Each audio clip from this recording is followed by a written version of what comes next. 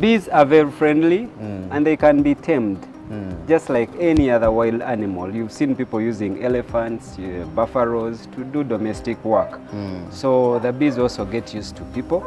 And when you love them, they love you back. So you have to know how to behave when you're around them. Then you live like freely and comfortably with them.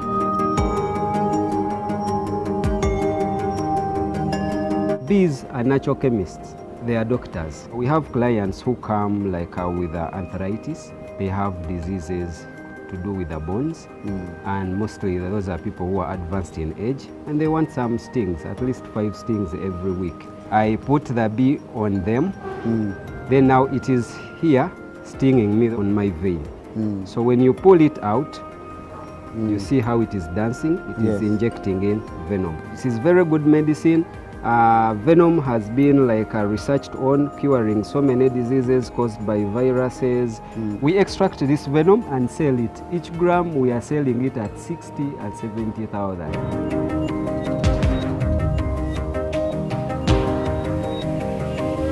Most of the times good honey never reaches supermarkets.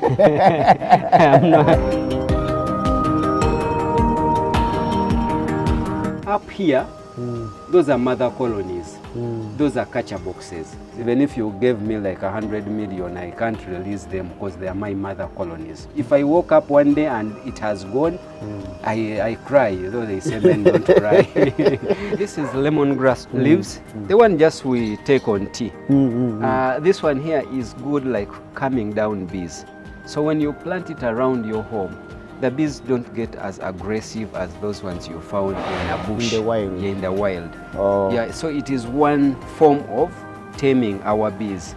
That is the use of this lemongrass. And even like if we want to attract bees in that new hive, we basically get some leaves here, smash them, and like make sure we clean the hive with these leaves. So it gives them like a very good phenomenon, like it smells like their queen, actually. Oh, the aroma. So, the aroma. So it attracts bees into the new hive.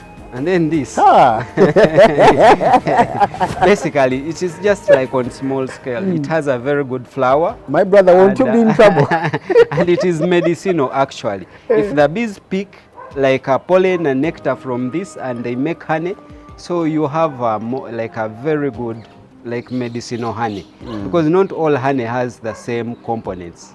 Like it depends on the flowers that they have picked the nectar from. So the more the variety, the better the honey. Guys, you remember the magical plant I talked about in the video I featured recently of the lady who uses natural remedies to treat her birds? That was the magical plant. Many of you were asking me, but I couldn't mention it. But at least right now you can see it in the video. That's the plant. So if you cannot consume it like boiled, at least make sure that you put a hive closer to the gardens where like people are growing it. Those with a license, of course, not illegally. Any bee farmer who is planning to do either urban bee farming, backyard bee farming, or like on large scale, they should not miss out this caliandra, this plant here that you see.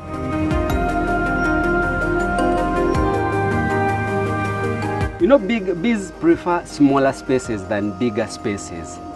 They prefer smaller spaces. So when I put a bigger hive and a smaller hive, they calculate the amount of work. Just like you, if they told you to go and sleep in a church and there's also a smaller hut, you will go in a smaller hut, of course. Yes. So they also calculate.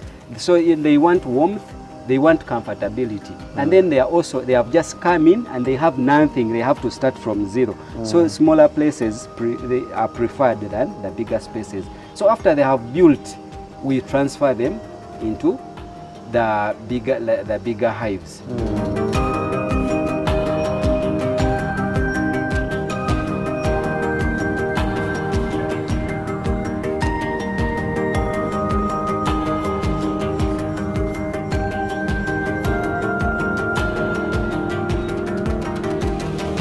Today it looks like I'm going to the moon, but hey, we are here at Bee Farmer's Crib to learn about urban beekeeping or backyard beekeeping. And this video is sponsored by Sour World. We are going to be learning about Sour World shortly, but most of us think that if you're to keep bees, you need to be away very far from a community, but hey, these people are keeping bees in this environment next to the Northern Bypass Road, and the area has many houses around here. So before we go into the video, let me welcome this beautiful lady next to me here from Sour World to tell us more about Sour World. Hi.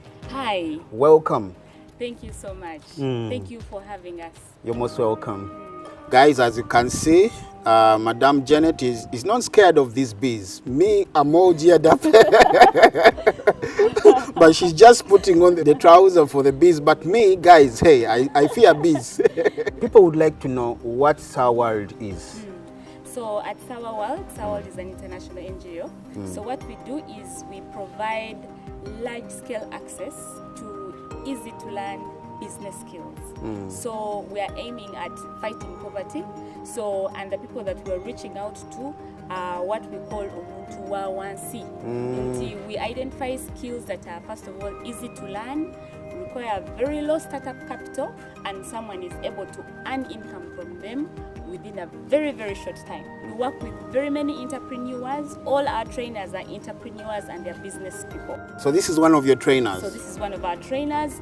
He does urban bee farming. It's a very interesting skill. It's very surprising, as you say, that you can keep bees in an urban setting. And our trainer is going to share with you how safe it is and how profitable this business is. When you're looking about like urban beekeeping, one, you need like some space at least. Should be like a quiet place where you live.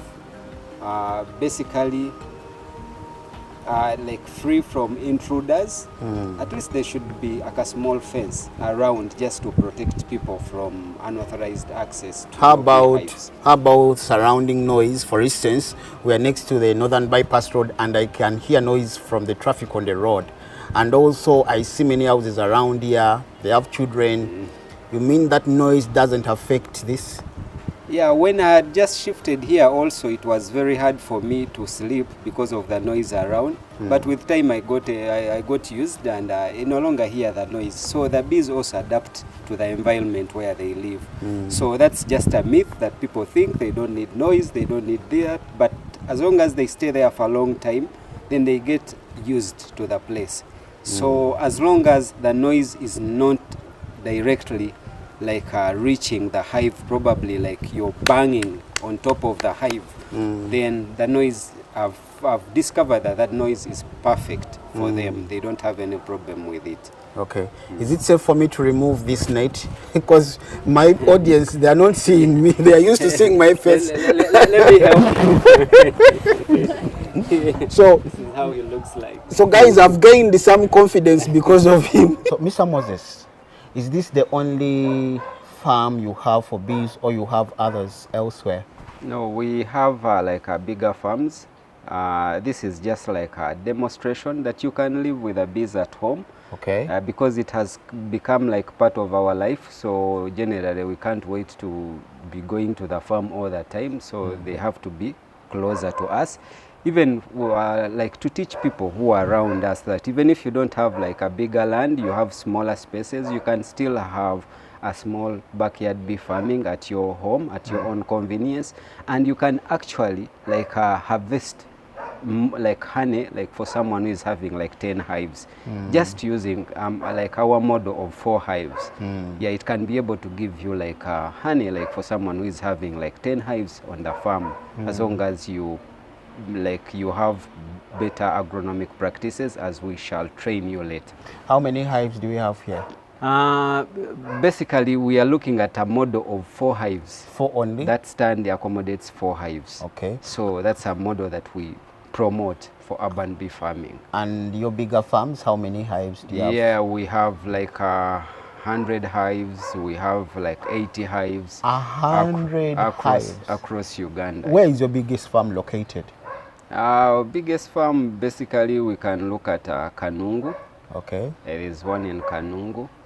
And not only us, we have also farmers who are partners with us. We have taken them through like the basic skills. Some of them have preferred to partner with us. Others have preferred also to work with us in some way or the other.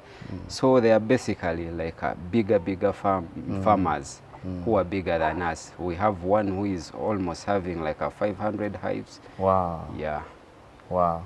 So guys, I think in the near future we shall visit one of these farms to understand beekeeping on a larger scale than this. Is that something you're okay with? Yes. All right. So next time we shall take you to his bigger farms. As Bee Farmers Crib, we promote modern beekeeping.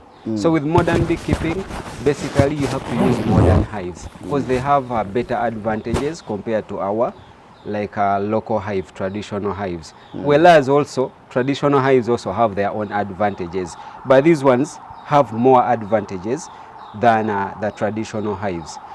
We're looking at this type. As you see, this is one hive. Okay. And this is called a Langstroth. It is locally made here. We are the ones who make it. It has two chambers, the downer and then the upper. So this is the brooder, and then this is the honey section, what we call the super in our language, beekeeping language. So when I carry off this, there is a net. This net is called like a queen excluder. It's locally made. We use this to prevent the queen from moving from the brooder to the honey section, because we want the queen to stay down, do all the laying of eggs, production down, and then the worker bees can be able to go through these nets. Because they are not big in size. They are not big in size. The queen is slightly bigger, so for her, she cannot go through this coffin mesh.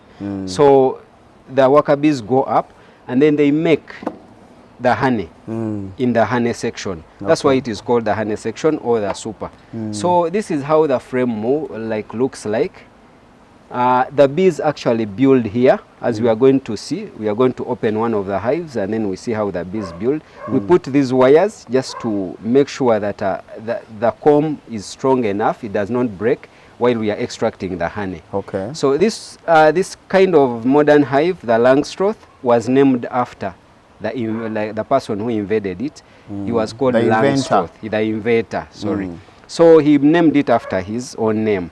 So when we Where extract, is he from? He's an American. Okay. Yeah. So what we do, we put this in a centrifuge and we extract the honey without breaking the comb. Then you put back with the comb. Then we put it back with the comb. Wow. So the bees just make a few repairs and then they refill the honey again. So that does not take them a lot of time to refill the honey, to rebuild the comb, just like other hives. Okay. So this one here, this hive, this kind of hive, we harvest it 3 to 4 times a year. A year. Yeah. And how many liters per harvest? Usually with better agronomic practices, this hive here is able to give you 15 kilos. 15 kilograms? Yeah, and a good liter of honey has 1.3 to 1.5 kilos.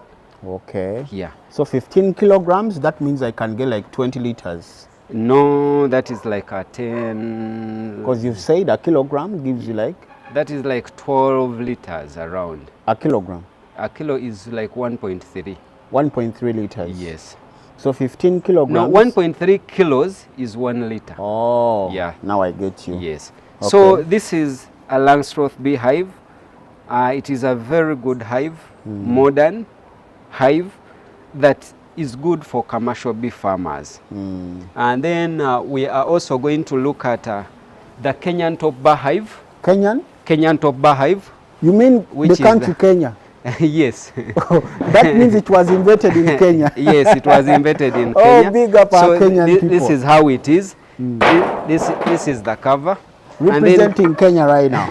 And then it is called the top bar hives. Okay. Because of the top bars. This is the top bar that we are talking about. So this one just sits on top, basically like this. It sits on top. So when we are harvesting, we carry it out. We get our hive tool and cut off the comb, and then we put it in a honey press. We press it out. If you don't have a honey press, you can use a very clean stick smash the combs, and then leave it overnight. Then the combs will settle on top, then the honey will go down. So then you'll scoop it off and sieve your honey and be ready to pack. I have a few questions. Yes, please. The first hive we've seen had supports for the combs. This one doesn't. Why? This one doesn't. Because of the type. This is a top bar. The other one is a frame hive. Okay. The other one is a frame hive. This is a top bar. So this one here we harvest 2 times in a year because of the method of extraction. Okay. This one we cut off all the comb. So the bees have a long time to rebuild. Basically, it takes them like 3 to 4 months to rebuild back the comb. Then the other month is just to refill the honey and whatever. So that is why we harvest it 2 times a year. But good enough, the production is the same. You also get like an average of 15 kilos with better agronomic practices from this. But the only difference is the other one is 3 to 4 times a year. This one is 2 times a year.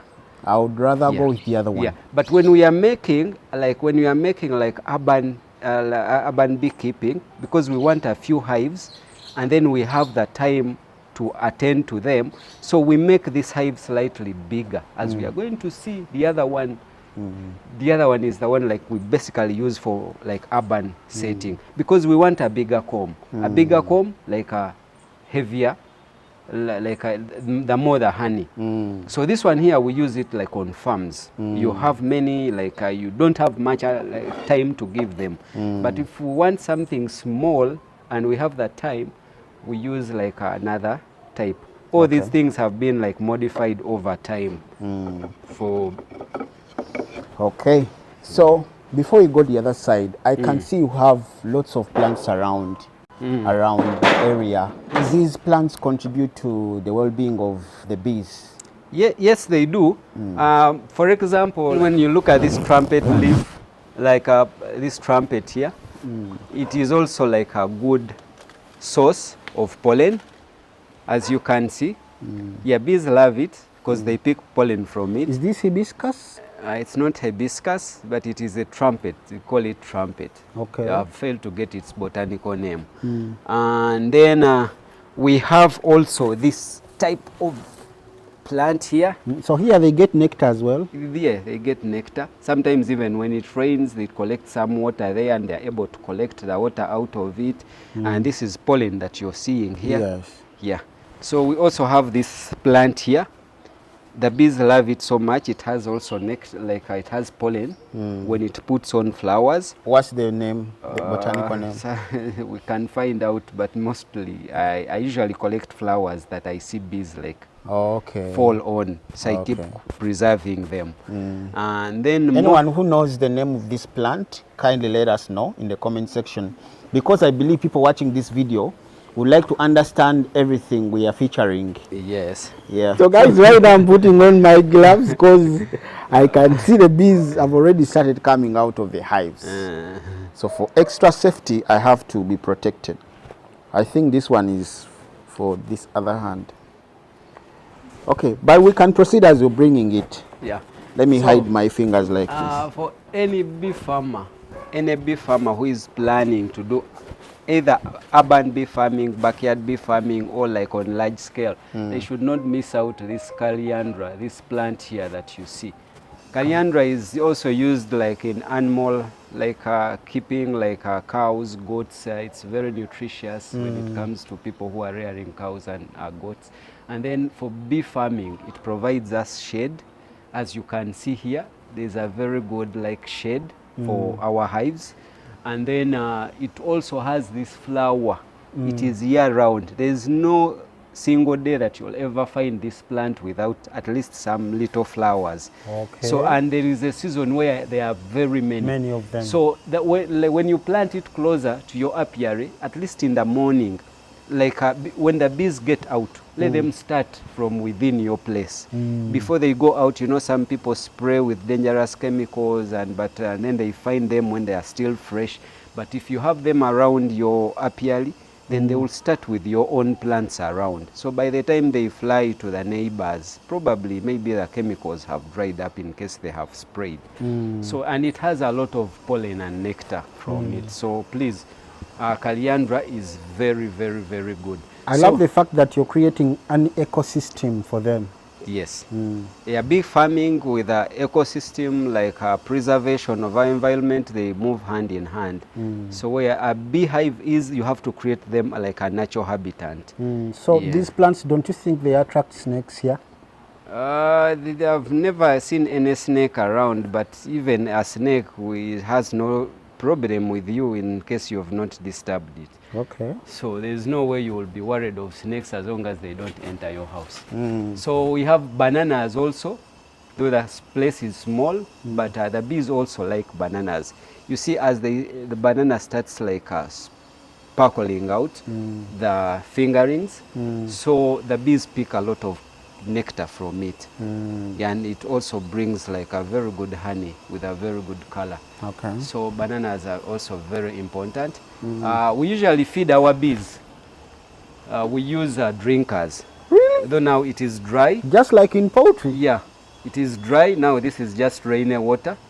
But before we leave this place, I will put some like concoction, then we see how they will. You mix a concoction? Yeah, you can feed bees. You can get honey, mix in water and give them. You can mix sugar with water and feed them. You can use icing sugar and feed them. Glucose? You can use also glucose. Bananas, ripe bananas, squeeze them like that banana juice. They love it. Pineapples that are rotten or peels, when you smash them and put in water, they like them. So anything sweet? Anything sweet the bees like. Then when you want to give them like sort of pollen, something, you use cassava flour. You can just put somewhere, they will pick. Maize flour, then your soya flour, all those like flours they will use, but it has to be fresh and good. So when you're usually buying like a flour for feeding bees, we go like in bigger markets where there is variety. Then you look for bags that the bees are falling on, not like every bag you buy from, the bees will eat it. Yeah, actually when you go to the market and you find a bag where bees are falling, that is the most healthiest like a flour that you should also be consuming. Because if it was maybe grinded when there's mold and whatever, then the bees will not consume it. Yeah, so the bees is an indicator that is the best flour for me that I should consume. What else do we have on the back? Because I see, we have beehives. You can come closer. You go closer and show them. You can come closer. Yeah, so, but my visitors usually take away my hives sometimes when they reach here and they want something that is already productive, so they prefer. That is why so this is a stand that I'm telling you about, that we use. It's a model that we have developed and found it working like in an urban center. So we have basically like two types of hives. We have the Langstroth, those are the two hives down, and then we have the KTB, the Kenyan top bar. That is the size I told you about, that when we are doing urban bee farming, we increase the size of the hive just to get more production. So someone will argue with you that you cannot get 17 kgs from one hive. Now, I've always been getting 3-5, but how have you been doing it and how much time have you been giving it? So we increase, first of all, the size of the hive, and then we make sure that we supplement. We make sure that we change our queen. We requeen at least every after 2 years, so that the queen, you know, the queen like lifespan is 3 to 5 years. So within its second year, third year, it is starting to lose like that vitality to lay eggs, because it is supposed to lay 1,500 to at least 3,000 eggs per day. Are you serious? Yeah, a queen. That small insect? Yeah, that small insect, and it is fertilized once in its lifetime. Okay. So if we change, because we want it to gain that youthful age, we don't want it to grow old in our hive, so that it can keep productive. Up here, those are mother colonies. Those are catcher boxes. This green one is a catcher box for the KTB. You see there are different shapes. Then the white one is a catcher box for the Langstroth. The frames that sit in that smaller hive, they fit up here. Down here. Yes, a catcher box is a smaller hive that we use for capturing bees, then we transfer them in the bigger hives. So these colonies here, if I want to sell queens, I have an order for queens, I bleed from these colonies. Okay. So that just how to much increase. On the market right now, how much is a queen? A queen depends on the quality, but it's between 70 to 100,000 currently here from my clients. But you can find other people selling them more than that. That's between 20 to 28 US dollars for a queen. Yeah. Okay. That is one queen. So if I'm to buy the whole hive, for instance, this one, the one in silver, gray, how much can it cost right now if you're to sell it to me? I usually sell empty hives. Okay. But then like such a hive, basically when you're taking them in bulk, we usually sell them like between like 180 to 200, depending on the quality, the quality that we are giving you. Sometimes people come and they don't mind about the quality. They have smaller budgets, but they want the hives. We discuss that with them so that they know the kind of like a hive that they are taking. But a good hive will cost you like 200,000. Okay. Then we also sell colonies. Each colony we sell at 100,000. A colony, we bring it in a catcher box like that. Then we transfer into your into your farm or your hives. Yes. Okay. We would like to see some honey. You open for us one of the hives and we see how the combs are. So this is not a season for honey, basically, but we are going to open one hive and see how the bees build inside. Okay. So you mean I won't be able to taste some honey? You can taste from the one we harvested sometime back. Oh, you already have, eh? Yeah. Oh, so guys, I'm going to be taking some honey home. That's the benefit. We are visiting farms. So we are going to light our smoke. Okay. So before we open, we have to light up a smoker. Yeah, we have to light up our smoker. I thought we don't have to because even we were next to them and they were not misbehaving. No, we were outside, but now we are going inside. Okay. Hey, Keru, bring for me my things there. Now we are going to irritate them because we are going into their territories. Okay. For any bee farmer, these are the simple equipment that you need to have. One is the protective wear, what we call like a bee suit. This suit that we are putting on. I look like an astronaut. Yeah. So it's just to protect you from the stings. So when we are putting on a bee, like a bee suit, make sure at least you have a long-sleeved shirt inside. Because sometimes the sting can go through when you overstress the bees. Okay. Yeah, when you put on a long-sleeved shirt, then you are safe. Then we have the smoker. This is our smoker. We use this smoker to calm down the bees. The bees communicate just like you have your mobile phone. It is picking the waves that, like from the mast that is near you. So the bees also communicate through waves. So like the queen gives orders through waves. Oh. Yeah. So what can only erase those waves is the smoke that this machine produces. That's their language. Yeah. They use waves to communicate, yes. So what we do, like we use the smoke to cut off the wave. That's why when you bring bees here, it is able to fly like 2 kilometers away from its hive and it never gets lost. It comes back to the same place because it leaves behind like the wave. For you cannot see it, but for it, it's able like to see its road. Oh. Yeah. So the only thing that can erase away that wave is the smoke. Or heavy rain. Yeah. So we use this smoker to produce that smoke. And when we are using materials, we use dry matter. And you have to be very careful of the dry matter that you're using. It shouldn't be smelling so bad. If you get those materials that have a very bad scent, then it will instead be like you're making the bees aggressive. Yeah, so we use, I prefer like a dry banana leaves. You can also use that lemongrass. Dry? Yeah, and also fresh and dry. You can mix it. You can mix it. You can use any material as long as it's not like irritating. We call this a sanja in Uganda. Sanja. So then we have also the hive tool. This is our hive tool here. What does this do? You know, when the bees have like entered a new hive, they seal off those frames that you saw us carrying out easily, so you cannot carry them out easily without this hive. They are all sealed with a tincture called like a propolis, that sap, that we are going to see the use of propolis later. So we use it for opening and pulling out the hives. So in case there's any nail that you want to remove, there's also this option. You put in and then you also pull out the nail. So this hole here. Yes. So that is a hive tool that every bee farmer should be having. Then we also have like a brush. This is called a bee brush.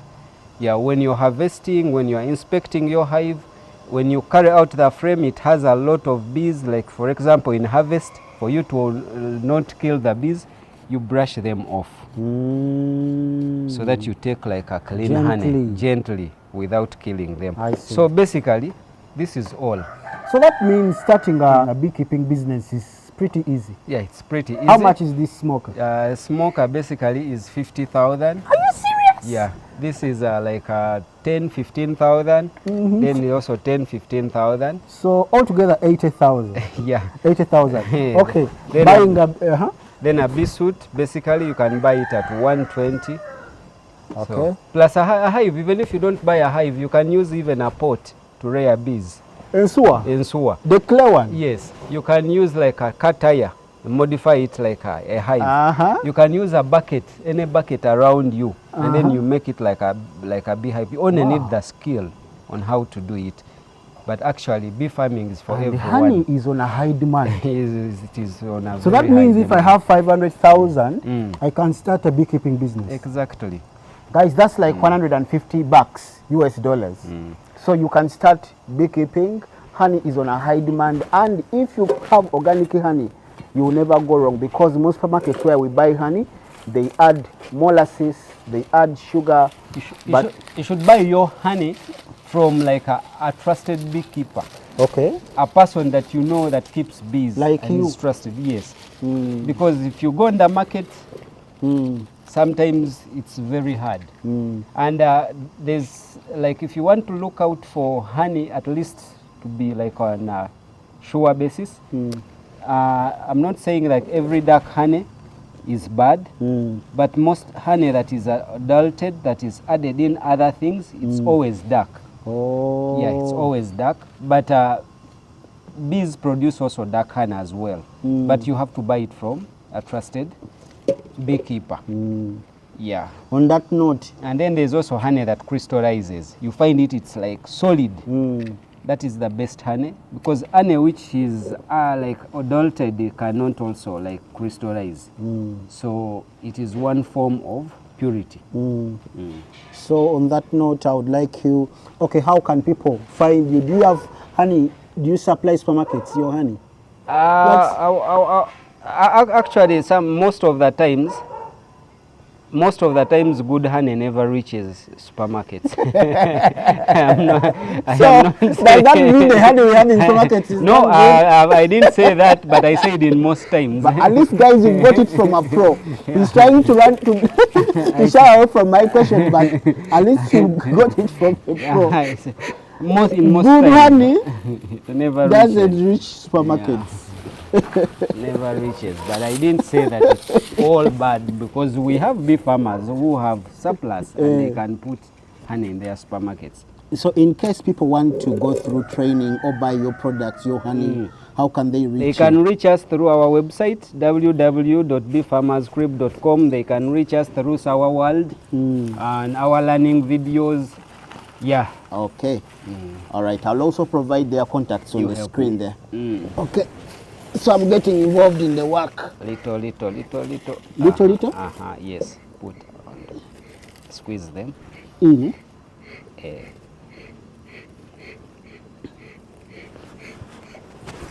They have a nice aroma. It has an earthy aroma. Faster now. Enough? Add. Add more?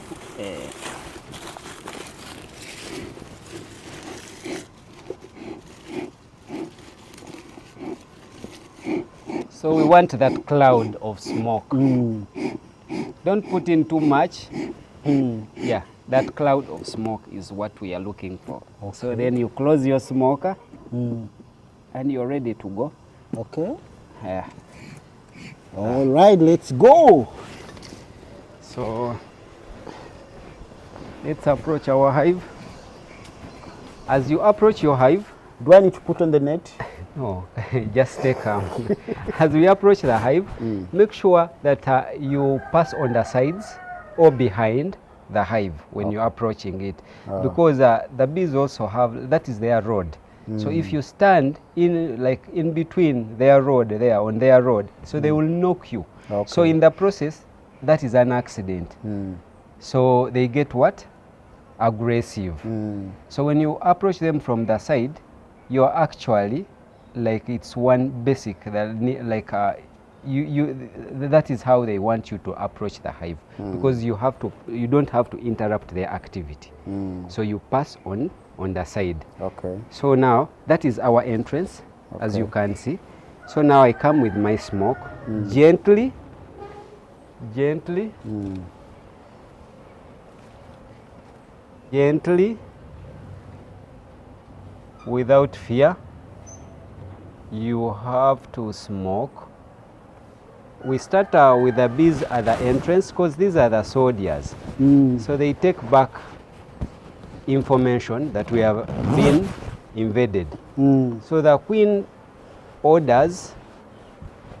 gives out orders based on the information it has gotten from the guards. Soldiers. So if they take back bad information, then the reaction is very bad. You won't like it. But if you smoke gently, they go back and say like, we don't know what is happening. And the queen will not also basically react. Okay. So we shall work. That's why you can see they are not disturbing me.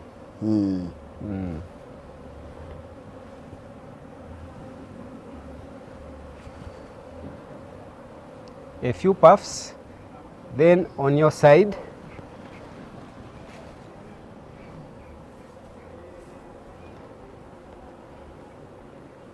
there's this kind of smoking. We don't want that sound. The smoker has to produce smoke, but without the sound. That sound.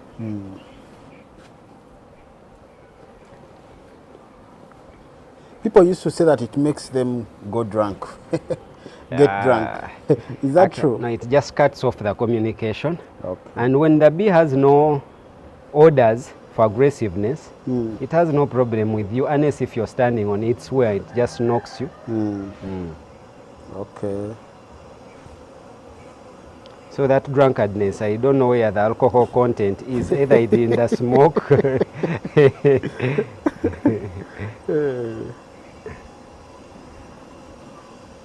Hold for me the brush. You can smoke. I can smoke? Yeah. Okay. You can put on your glove. No, it's okay. Let me use this. Because the glove doesn't give me a good grip. As I open, you smoke slowly. Slowly.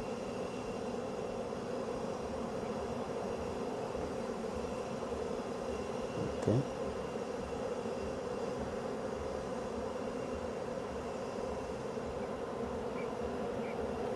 Slowly. That's enough. First, let it rest.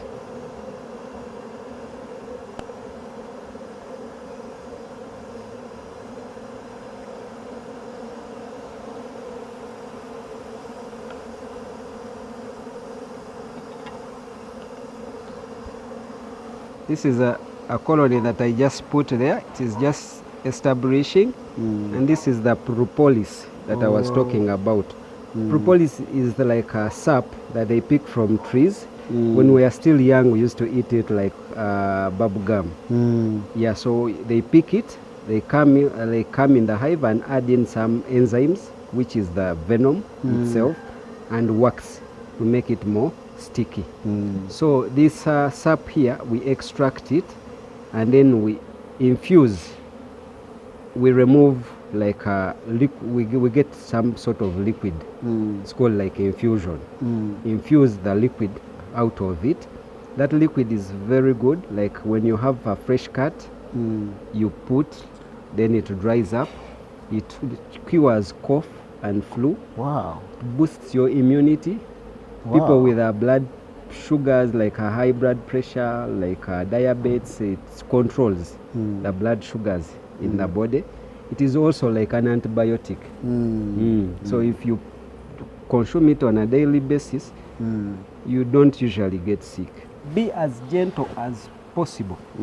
Yeah, it is noon, I think, and we are in an urban setting, but you don't see these bees getting wild and attacking people. It's because of the way like we are handling them. Handle them with care, and they will not have any problem with you. So you saw our frame when it was not built. So this is how it looks like when it is built. Okay. Moses, Yangola. Moses is scared. Yeah. So this is how they are still building up. This is a new colony that I brought in of recent. I got it from Sour World. Yeah. So this is our Langstroth frame. What you're seeing here is brood. These are the eggs. You remember we talked about the brooder. So this is the brooder finally. So after they have built up all the frames, then I'll give them the honey section. So they will start putting in honey. But now, right now, they are still under constructing the brooder process. So here they are becoming stubborn. This is what we call like a queen cell. They are trying to make another queen. Probably they have realized the other queen is old, it is not producing properly. Probably like, they have realized the queen is no longer productive. So that is what I say, that when our hive is set up, we usually change the queens because to make sure that we know the age of the queen. So here they are trying to replace the queen themselves. So this is a queen cell that you are seeing. They usually make like 4 of them and release them at different intervals. So once the queen takes 16 days to get out of this queen cell, then it is now a queen. Okay. But a virgin queen. So it is considered to be a full queen when it has gone out and mated with the drones. When it comes back to the hive, then it is considered to be like a queen. Now it gains command in the hive, but without mating, it has no command. Okay. So now here they are making a new queen. So I'm going to destroy it because I don't like this activity. I don't want them to swarm. They are not yet ready. So I will change the queen myself. So as you can see, bees are friendly. Don't be there and say, oh, these are nerds.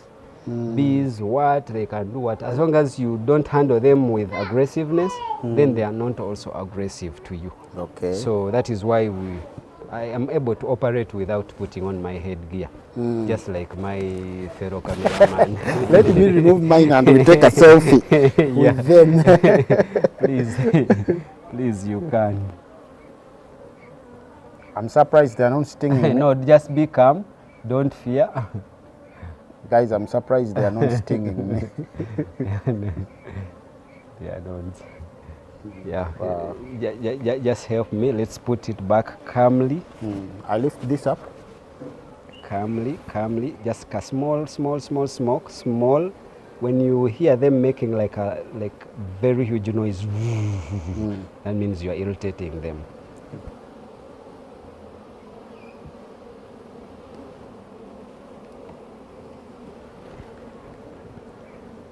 Calmly, make sure I don't crush them. They also need their life.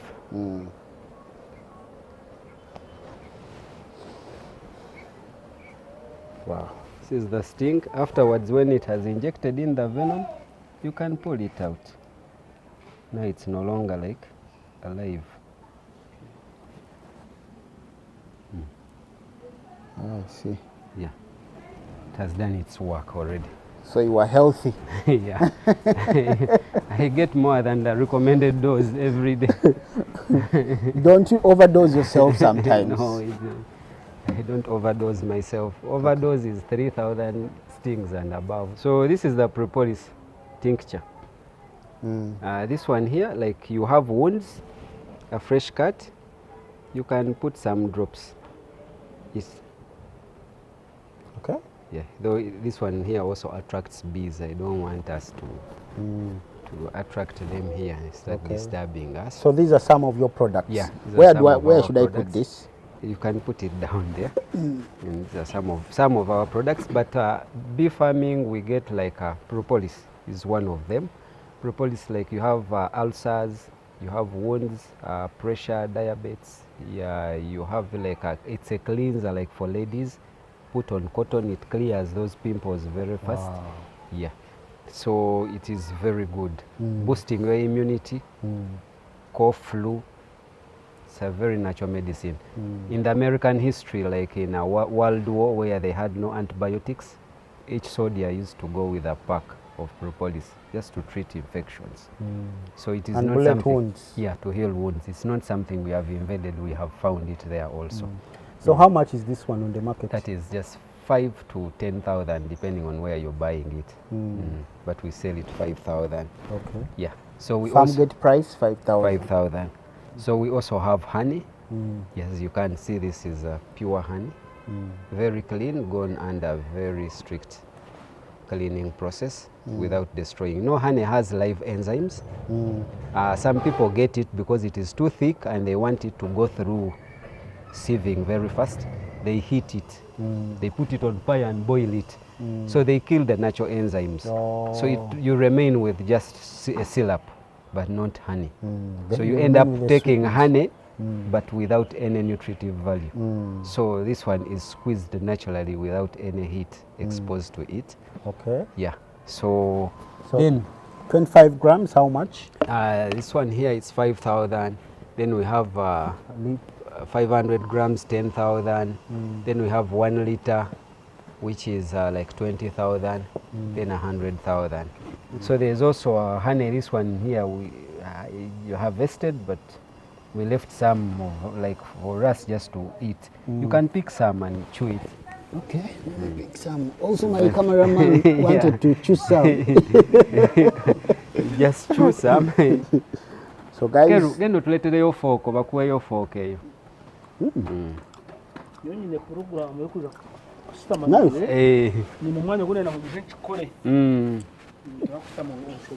Okay. There is a bee here. Is it safe to eat the bee? The bee you can remove. You can remove. So guys, I have my friend Ugandan behind the camera. And he's like, hey, this man is not giving me some. Just fresh from the comb.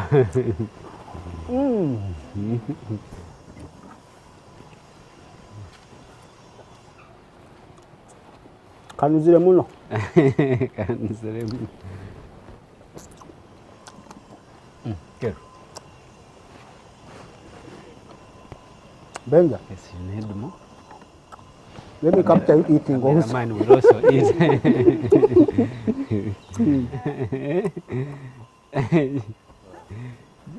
This is my piece.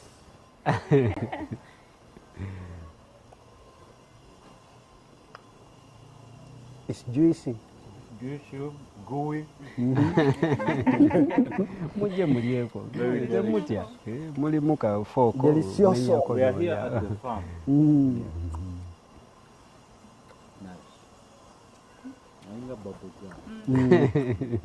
You can actually swallow the wax. Can you swallow? Yeah, you can swallow it. It's natural. So, this is the guy who has been behind the camera. Yeah. The Ugandan Dream. You all know him. He always moves with me when I'm visiting me. Interviewing was like him. Share it as much as possible, and please support Mr. Moses. Yeah. Check out on our website for more information. So we are here eating on your behalf. But make sure you buy the product. Yeah. It's high quality honey, very pure. See, after squeezing out honey from that comb inside, then the residues that remain, we boil them in water and sieve them to get out this wax. Wow. This works. People who are like making ice cream that gets stuck like on the stick, that stick ice cream wakati, they mix in some of this beeswax. Okay. This beeswax is used for candles, candle making. Yeah, so then bamko some bizigo like jerry, roshons. Wow, it's very hard. Yeah, it's very hard, but when you put it on fire, it melts. It becomes like cooking oil. Is it sweet? No, it smells like honey, but we have, remember, boiled it in water, washed it. It only remains with a scent, with a flat taste. So we use it also for attracting bees in our new hives.